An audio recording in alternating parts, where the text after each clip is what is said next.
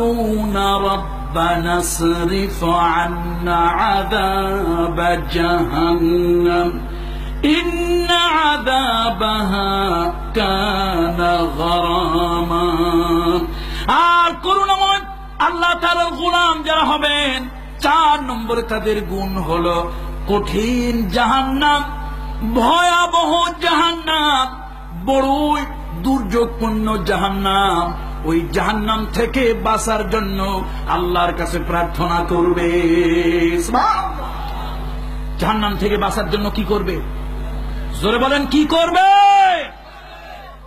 কোন দেশি বিদেশি বাবাদের দামান ধরবে না। যদি আমাকে আপনারা ফাঁসি দেন, দিতেও পারেন, গুলি করেন, করতে পারেন, আমার কণ্ঠ বন্ধ করে দেন, দিতে পারেন। আমি আল্লাহর জাতে পাকের কসম, যে আল্লাহ তাআলার হাতে আমার প্রাণ, ওই আল্লাহর জাতে পাকের কসম করে বলি, কোরআন হাতে নিয়ে বলি, দেশি পীর, বিদেশি পীর, ছোট পীর, বড় পীর, পৃথিবীর কোন পীরের ক্ষমতা নাই একটা মানুষকে জাহান্নাম থেকে নাজাত দেওয়া। এগুলি হলো ধর্মের নামে ব্যবসা। জোরে বলুন ঠিক কিনা? এই ধর্মীয় আবেগ দিয়া, এই ধর্মীয় আবেগ দিয়া মানুষের কাছ থেকে রীতিমতো ব্যবসার একটা ফন্দি ফিকির বেঁচে নিয়েছে। বিশ্বনবী তার কন্যা ফাতেমাকে বলেছে, ফাতেমা নেক আমল করো, মুহাম্মদ সাল্লাল্লাহু আলাইহি ওয়াসাল্লামের কন্যা বলে তোমাকে খাতির করা হবে। বন্ধুরা আমার, আপনারা আয়াতুল কুরসি পড়েন না? কিয়ামতের ময়দানে কে সুপারিশ করবে? কে সুপারিশ করবে? মুহাম্মদ সাল্লাল্লাহু আলাইহি ওয়াসাল্লামকে আল্লাহ অনুমতি দেবেন, তিনি সুপারিশ করবেন। আর কি মানুষ, কোথায় গেছে মানুষের আকীদা, কোথায় চলে গেছে মানুষের ঈমান। আল্লাহ তাআলা সব গুনাহ পছন্দ করেন, কিন্তু শিরকের গুনাহ আল্লাহ বরদাস্ত করেন না। ভাইরা আমার, শিরক বড় শিরক, ছোট শিরক, শর্ত শিরক মানে অংশীদার। আচ্ছা, এখানে আপনাদের আশেপাশে বড় ফ্যাক্টরি আছে না? কারখানা বা ফ্যাক্টরি নাম বলেন একটা, আর নাম বলেন না। এশিয়া, এশিয়ার 100% মালিক একজন। ওর ভিতরে যদি 10% শেয়ারও কেউ কেনে, সে ওইটার মালিক কিনা। ছোট হোক, অল্প হোক, অল্প হোক, সে কত পার্সেন্ট শেয়ারের মালিক? যদি 5% কেনে, তাও সে শেয়ার অংশীদার। কত ঠিক কিনা? একজনের শেয়ার 95, আর একজনের কত? সে কি দাবি করতে পারবে আমি এটার অংশীদার? দাবি করতে পারবে নাকি পারবে না?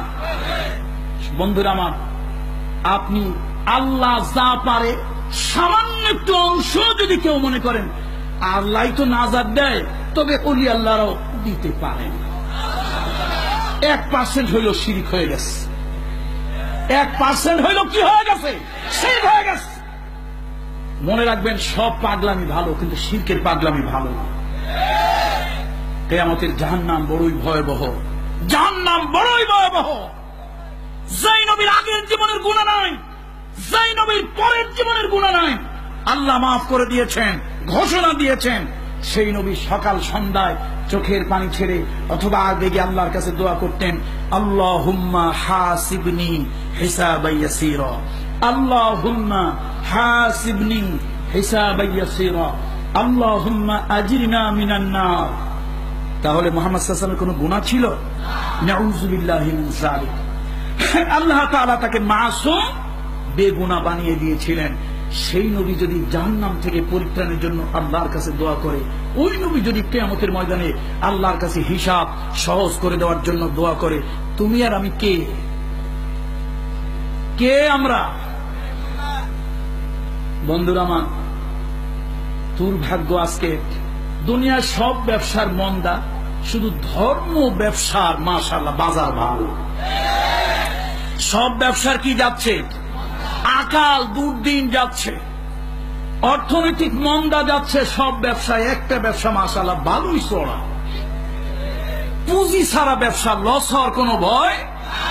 পুঁজি খাটাইলেই না আপনার লস হবে, পুঁজি নাই লস নাই। সুতরাং মনে রাখবেন, কিয়ামতের ময়দানে আল্লাহ রাসূল আম্মা জান আয়েশা সিদ্দিকাকে বলেছে, আয়েশা কিয়ামতের ময়দানে মানুষগুলো উলঙ্গ আর উলঙ্গিনী হয়ে উঠবে। আম্মা জান আয়েশা সিদ্দিকা বলেন, ইয়া রাসূলুল্লাহ আমাদের কি লজ্জা লাগবে না? আল্লাহর নবী বললেন, আয়েশা শুনে নাও, আয়েশা কিয়ামতের ময়দানে মানুষের মাথার উপরে সূর্য থাকবে, সূর্যের কিরণে মানুষের ঘিলুগুলো নাক এবং কান দিয়া গলে গলে পড়বে। ময়দানে মহাশরে মানুষগুলি পানি পানি বলে চিৎকার করে করে কাঁদবে, আর মানুষেরা বলতে থাকবে আইনাল মাফার, আইনাল মাফার, আইনাল মাফার। পালাবো কোথায়, যাব কোথায়, ভাগবো কোথায় বলতে থাকবে। আল্লাহ তাআলা জানিয়ে দেবেন, কাল্লা লা ওয়াজারা ইলা রাব্বিকা ইয়াউমা ইদিনিল মুস্তাকার।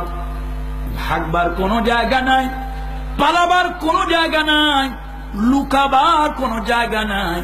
যেদিকেই তুমি যাও আল্লাহ তাআলা তোমাকে বেষ্টন করে আছে।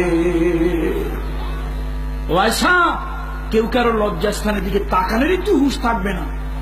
ভাইরা, বুকে হাত দিয়ে আপনার আল্লাহর কসম করে বলেন, আল্লাহর কসম করে বলেন বুকে হাত দিয়ে, এই যে কিয়ামতের ময়দানে স্বামী তার স্ত্রীকে চিনবে না, স্ত্রী তার স্বামীকে চিনবে না, এই ওয়াজ কি শুনছেন না কি শোনেন নাই? নবীরা কিয়ামতের দিন কি বলবে?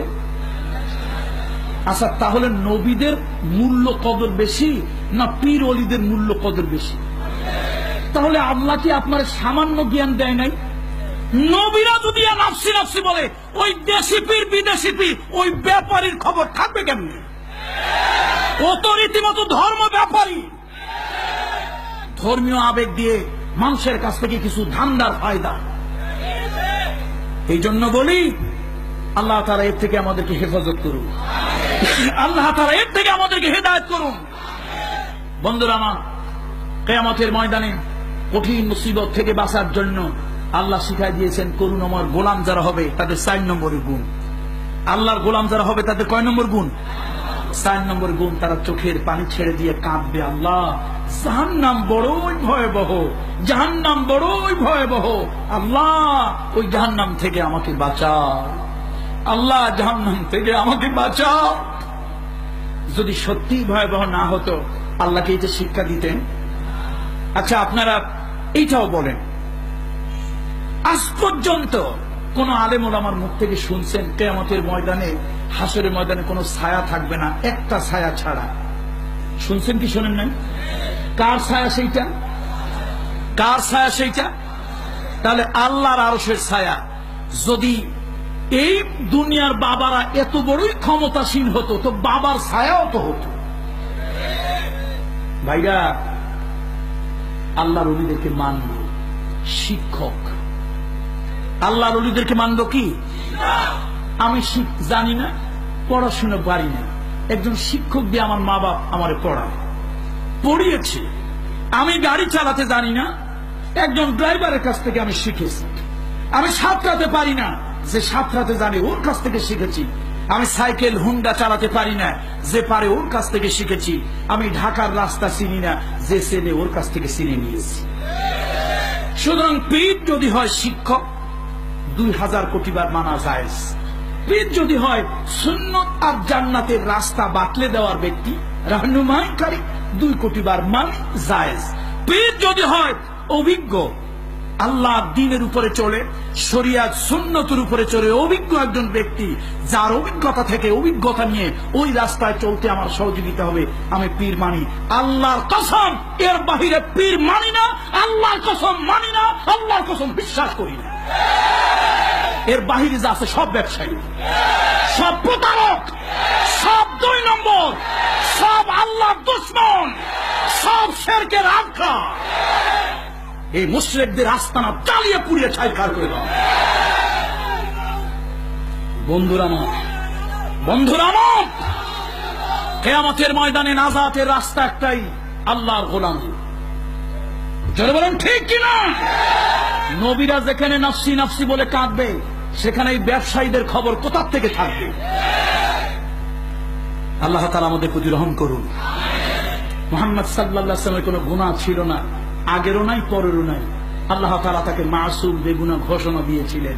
সেই নবী যদি কাঁদতে পারেন, সাইয়্যিদুনা আবু বকর সিদ্দিক যদি কাঁদতে পারেন, ওসমান জিন্নুরাইন যদি কাঁদতে পারেন, আলী রাদিয়াল্লাহু তাআলা আনহু কাররামাল্লাহু ওয়াজহাহু তিনি যদি কাঁদতে পারেন, তাবেঈরা তাবেঈরা যদি কাঁদতে পারেন, আল্লাহর ওলিরা যদি সেই দাওয়াত পড়ে কাঁদতে পারেন, তাহলে তুমি নাজাত দেওয়ার কে? এই কথাগুলি বলে মানুষকে এই আখিরি যুগে কিছু দজ্জাল বের হয়েছে। এগুলা পীর নামক দজ্জাল।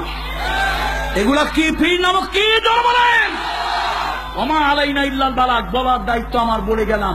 কিয়ামতের ময়দানে আল্লাহর আদালতে দেখা হবে ইনশাআল্লাহ। আল্লাহর আদালতে দেখা হবে, কিয়ামতের ময়দানে দেখা হবে ইনশাআল্লাহ। আল্লাহর বিচারের আদালতে আল্লাহ তাআলার কাছে আসামি যেন না হয়। শেরশাহ কলোনি মাঠে হাজার জনতার উপস্থিতি হয়েছিল, তুমি শরীয়তের কথা, হকের কথা কেন বলো? বলার দায়িত্ব বলে গেলাম। মানা না মানা আপনার, আলোচনা করেন, সমালোচনা করেন, রাগ হন, রক্তে কলিজায় জলে জ্বলুক। কিয়ামতের ময়দানে যদি আল্লাহ আমাকে হকের উপরে রাখে, আপনি আমার কথা মানতে বাধ্য হবেন। আর আপনাকে যদি হকের উপরে আল্লাহ রাখে, আপনার কথা মানতে আমি বাধ্য হব। আমি যা কিছু বললাম কোরআন এবং সুন্নাহ থেকেই বললাম। বন্ধুরা আমার, করুণাময়ের গোলাম যারা হয় তাদের 4 নম্বরে গুণ কি? তারা কাঁদবে। কিসের জন্য? মাপ পাওয়ার জন্য। জাহান্নাম, আহারে জাহান্নাম। আল্লাহ তাআলা বলেন ওয়াল্লাযীনা ইয়াকুলুনা রাব্বানা সরিফ আন্না আযাব জাহান্নাম। করুণাময় আল্লাহর গোলাম যারা হবে, করুণাময় আল্লাহ তাআলার গোলাম যারা হবে, আল্লাহর কাছে তারা কাঁদবে জাহান্নামের আযাব থেকে বাঁচার জন্য। কিয়ামতের ময়দানে আমি বলি না, বুখারী শরীফের হাসিয়ার মধ্যে লেখা আছে, বুখারী শরীফের হাসিয়ার ভিতরে লেখা আছে, কিয়ামতের ময়দানে আল্লাহ তাআলা বিচার যখন শুরু করবেন, 70,000 ফেরেশতাকে হুকুম দেবেন, ও 70,000 ফেরেশতারা যাও, জাহান্নামকে টেনে টেনে আমার আরশের বাম দিকে নিয়ে আসো। 70,000 ফেরেশতা 70,000 শিকল লাগাইয়া জাহান্নামকে কিয়ামতের ময়দানের বাম দিকে টেনে টেনে যখন আনবে, জাহান্নাম এত জোরে চিৎকার করবে, গর্জন দেবে। ওই চিৎকারে গর্জনে আদম আলাইহিস সালাম পাগলের মতো দৌড়াবে, হযরত নূহ আলাইহিস সালাম পাগলের মতো দৌড়াবে, হযরত ইদ্রিস আলাইহিস সালাম পাগলের মতো দৌড়াবে, হযরত মুসা